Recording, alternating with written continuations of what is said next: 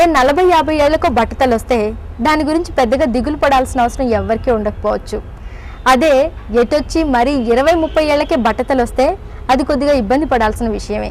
ఈ ఇబ్బంది నుంచి బయటపడాలనుకుంటే మాత్రం ఇప్పుడున్న ఏకైక మార్గం హెయిర్ ట్రాన్స్ప్లాంటేషన్. అయితే ఇది ఖర్చుతో కూడుకున్న వ్యవహారం.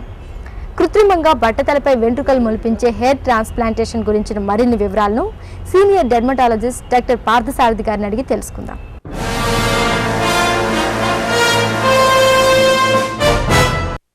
నమస్తే డాక్టర్.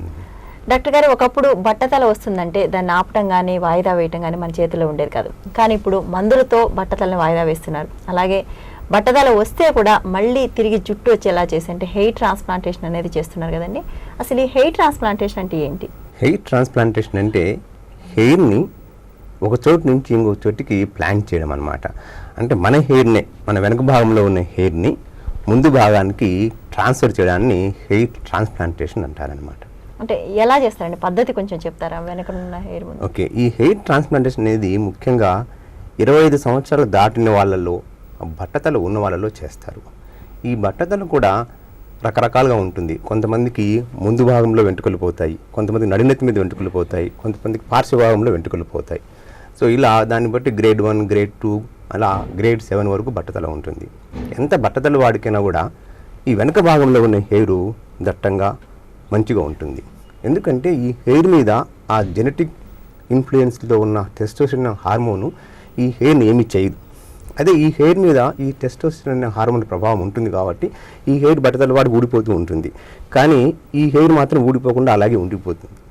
సో ఈ ట్రాన్స్ప్లాంటేషన్లో ఈ ప్రక్రియ ఏంటంటే, ఎక్కడైతే మంచిగా హెయిర్ ఉంటుందో ఆ హెయిర్ని తీసుకొని ఈ ముందు భాగంలో ఇంప్లాంట్ చేయాలంటే ఈ ముందు భాగానికి అనస్థీసియా ఇస్తామన్నమాట. అనస్థీసియా ఇచ్చేసి చిన్న 18 గాజు కానీ 19 గాజు కానీ నీడిల్స్ ఉంటాయన్నమాట. చిన్న నీడిల్స్ తోటి రంధ్రాలు చేస్తారు. రంధ్రాలు చేసి ఆ రంధ్రాల్లోకి ఈ హెయిర్ను చొప్పిస్తారనమాట. అంటే హెయిర్ అలాంగ్ విత్ స్కిన్ చొప్పిస్తే ఆ హెయిర్ మంచిగా మన హెయిర్ కాబట్టి, ఫారిన్ బాడీ కాదు కాబట్టి మంచిగా అతుక్కుపోయే అవకాశాలు ఎక్కువ ఉన్నాయి. వీటిలో కూడా సపోజ్ మనము ఒక స్ట్రిప్ తీసామనుకోండి, 10 సెంటీమీటర్ బై 1 సెంటీమీటర్ స్ట్రిప్ ఇక్కడ నుంచి వెనక నుంచి తీసామనుకోండి, అందులో దాదాపు 1000 హెయిర్ ఉంటాయి. ఈ 1000 హెయిర్ని మనము ఈ భాగంలో ట్రాన్స్ప్లాంట్ చేయాలంటే 1 సెంటీమీటర్ స్క్వేర్కి 25 హెయిర్ నుంచి 40 హెయిర్ వరకు ట్రాన్స్ప్లాంట్ చేయొచ్చు. అంటే దీన్ని కూడా సెంటీమీటర్ స్క్వేర్లో విభజిస్తామన్నమాట. ఇది ఎన్ని సెంటీమీటర్స్ ఉన్నాయి, 30 సెంటీమీటర్ స్క్వేర్ ఉందా, 40 సెంటీమీటర్ స్క్వేర్ ఉందా విభజించేసి ఒక్కొక్క సెంటీమీటర్ స్క్వేర్ని డాట్ చేసుకునేస్తాం.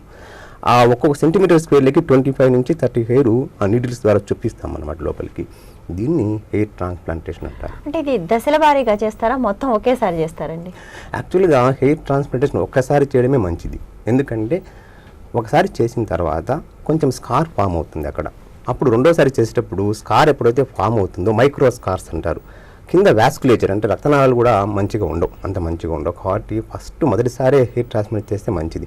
అలానే రెండోసారి మూడోసారి కూడా చేయొచ్చు, కానీ 3 సార్ల కన్నా ఎక్కువ చేయకూడదు. అంటే ఒకసారి ట్రాన్స్ప్లాంట్ చేసిన తర్వాత మళ్ళీ మామూలుగా జుట్టుకి ఊడిపోయే లక్షణం అవన్నీ ఉంటాయి కదా, దీనికి ఉండవంటారా? మరి దీనికి కూడా ఉంటాయమ్మా. మామూలుగా మనం వయసు వచ్చే కొద్దీ హెయిర్ అనేది పలచబడిపోతుంది, డెన్సిటీ తగ్గిపోతుంది. అలాగే ఈ హెయిర్ కూడా ట్రాన్స్ప్లాంటేషన్ చేసిన హెయిర్ కూడా తగ్గిపోయి పలచబడుతుంది, కానీ పూర్తిగా ఊడిపోదు. బట్టతలలాగా పూర్తిగా ఊడిపోదు. అంటే ఈ ట్రాన్స్ప్లాంటేషన్ అనేది కేవలం బట్టతల వాళ్ళకే చేస్తారా, వేరే ఏదైనా సందర్భాల్లో కూడా వాడతారండి?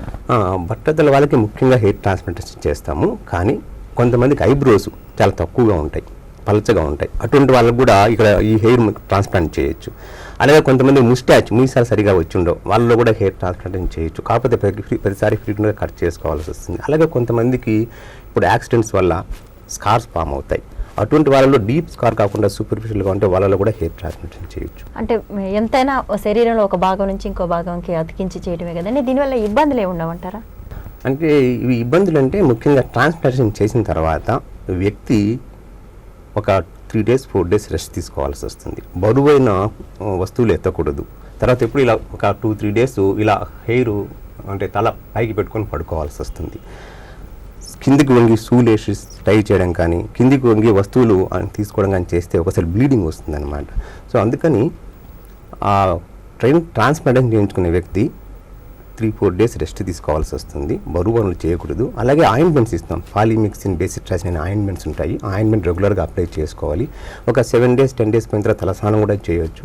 కానీ ఇమ్మీడియట్ ఎఫెక్ట్ కనిపించదు మనకు. 3 మంత్స్ తర్వాతనే ఆ హెయిర్ ఎఫెక్ట్ ఎలా ఉంది, హెయిర్ ట్రాన్స్ప్లాంటేషన్ ఎఫెక్ట్ ఎలా ఉంది మనకు తెలుస్తుంది. కానీ 3-4 ఇయర్స్ తర్వాత మంచి ఎఫెక్ట్ కనిపిస్తుంది. అంటే ఒకసారి హెయిర్ ట్రాన్స్ప్లాంట్ చేయించుకున్న తర్వాత అంటే అంతకుముందు లేని చోట ముందున్న జుట్టుని దీన్ని ఒకేలాగా ట్రీట్ చేయొచ్చా, లేకపోతే దీనికి ఏమైనా ప్రత్యేకమైన జాగ్రత్తలు తీసుకుంటూ ఉండాలి? లేదు, మన హెయిరే కాబట్టి ప్రత్యేకమైన జాగ్రత్తలు అవసరం లేదు. ఎందుకంటే మన హెయిరే కాబట్టి మిగిలిన హెయిర్ ఎలా గ్రో అవుతుందో ఇది కూడా అలాగే గ్రో అవుతుంది. మిగిలిన హెయిర్ ఎలా కట్ చేసుకుంటామో దీన్ని కూడా హెయిర్ కట్ చేసుకోవచ్చు. తర్వాత సక్సెస్ రేట్ అనేది ఎలా ఉంటుందండి? సక్సెస్ రేట్ జనరల్గా ఒక 60 to 80% ఉంటుందండి. 100% సక్సెస్ రేట్ దేనికి ఉండదు. 60 to 80% సక్సెస్ రేట్ ఉంటుంది. చేసిన హెయిర్ కూడా, ట్రాన్స్ప్లాంట్ చేసిన హెయిర్ కూడా, సపోజ్ మనం 1000 హెయిర్ ట్రాన్స్ప్లాంట్ చేసామనుకోండి, ఈ హెయిర్లో కూడా 3 రకాలు ఉన్నాయి. గ్రోయింగ్ హెయిర్ అని, రెస్టింగ్ హెయిర్ అని, ఫాలింగ్ హెయిర్ అని 3 రకాలు ఉంటాయి. ఒక 10% ఈ రెస్టింగ్ ఫాలింగ్ హెయిర్ ఉంటాయి. మిగిలిన 80% గ్రోయింగ్ హెయిర్ ఉంటాయి. కాబట్టి ఒక 1000 హెయిర్లో 200 హెయిర్ పడిపోతాయి, 800 హెయిర్ నిలిచిపోతాయి అన్నమాట. కాబట్టి అంటే మనము 1000 హెయిర్ ట్రాన్స్ప్లాంట్ చేస్తే 1000 హెయిర్ నిలదొక్కోవాలని రూల్ ఏం లేదు. అందులో ఒక 10 to 20% పడిపోతుంది. తర్వాత ఈ ట్రాన్స్ప్లాంట్ చేసుకునే ముందుగా మేము కొన్ని పరీక్షలు కూడా చేయాల్సి వస్తుంది. ఒకటి, షుగర్ ఉందా లేదా తెలుసుకోవాలి. థైరాయిడ్ ప్రాబ్లం ఏమైనా ఉందేమో తెలుసుకోవాలి. హార్ట్ డిసీజెస్ ఏమైనా ఉన్నాయేమో తెలుసుకోవాలి. స్మోకింగ్, ఆల్కహాల్ అవాయిడ్ చేయమని చెప్తాం. ఎందుకంటే అవి ఆ వాస్కులేచర్తో ఇంటర్ఫియర్ అవుతాయి, బ్లడ్ సప్లైతో ఇంటర్ఫియర్ అవుతాయి కాబట్టి. అలాగే హెయిర్ డెన్సిటీ ఎంత ఉంది, ఆ తర్వాత హెయిర్ కలర్ ఏంటి, అవి కూడా తెలుసుకోవాల్సి వస్తుంది. మామూలుగా ఇక్కడ హెయిర్ మీకు పర్ స్క్వేర్ సెంటీమీటర్ 80 హెయిర్ ఉన్నాయనుకోండి, మంచిగా ట్రాన్స్ప్లాంట్ చేయొచ్చు. అదే పర్ స్క్వేర్ సెంటీమీటర్ 40 హెయిర్ ఉన్నాయనుకోండి, అప్పుడు ట్రాన్స్ప్లాంటేషన్ కొంచెం ఇబ్బంది కలుగుతుంది. అంటే అంత ఎక్కువగా రాదనమాట వెంట్రుకలు. ఈ హెయిర్ ఎంత డెన్సిటీ ఉంది తెలుసుకునేదానికి మాకు ట్రైకోస్కోప్స్ అని, ట్రైకోగ్రామ్స్ అని కొన్ని ఇన్స్ట్రుమెంట్స్ ఉన్నాయన్నమాట. ఆ ఇన్స్ట్రుమెంట్ ద్వారా ఒక పర్ స్క్వేర్ సెంటీమీటర్కి ఎన్ని హెయిర్ ఉన్నాయి మనకు తెలుసుకోవచ్చు, కొలత ద్వారా తెలుసుకోవచ్చు. ఇదంతా మ్యాథమెటిక్స్ అనమాట. ఇక్కడ ఎన్ని హెయిర్ ఉన్నాయి, ఇక్కడ ఎంత హెయిర్ లాస్ ఉంది, ఎన్ని సెంటీమీటర్లు మనం అప్లై చేయాలి, దాన్ని బట్టి మ్యాథమెటికల్ క్యాలిక్యులేషన్ ద్వారా వెళ్తాం, కానీ డైరెక్ట్గా ఇంప్లాంట్ చేస్తానికి కాదు. ఇప్పుడు వెనక ఉన్న భాగంలో ఒక ముక్కలాగా తీసి చేస్తూ ఉంటారు కదండి, మళ్ళీ ఆ ముక్క అతుక్కుని అక్కడ మళ్ళీ హెయిర్ వస్తుంది. మనకు ఇప్పుడు చూడండి, ఈ చర్మం ఇప్పుడు లూజ్గా ఉంటుంది, ఇక్కడ చాలా లూజ్గా ఉంటుంది. ఆ లూజ్గా ఉన్న స్కిన్ తీస్తాం కాబట్టి రెండింటిని మళ్ళీ దగ్గరగా వేసి అతికించి కుట్లు కుట్టినప్పుడు ఆ హెయిర్ పైన ఉన్న హెయిర్, కింద ఉన్న హెయిర్ దాన్ని కవర్ చేస్తుంది. మధ్యలో హెయిర్ పెరగపోయినా కూడా పై హెయిర్ దాన్ని కవర్ చేస్తుంది కాబట్టి మనకు కనిపించదు. ఓకే డాక్టర్ గారు, నడివయసులో ఉన్న చాలామంది మగవాళ్ళకి బట్టతల అనేది ఒక పీడకల లాంటిది. అయితే ఇంకెంత మాత్రం ఆ పీడకల బారిన పడాల్సిన పని లేదు. కొంచెం డబ్బు, కొంచెం శ్రద్ధ ఉంటే మీ బట్టతల మీద మళ్ళీ జుట్టు మొలిపించుకోవడానికి అన్ని అవకాశాలు ఉన్నాయి. ఈ విషయాలు వివరంగా చెప్పిన డాక్టర్ గారికి ధన్యవాదాలు. నమస్తే. హెయిర్ ట్రాన్స్ప్లాంటేషన్ గురించిన సమగ్ర సమాచారాన్ని తెలుసుకున్నాం కదా. ఇప్పుడు హెల్త్ న్యూస్.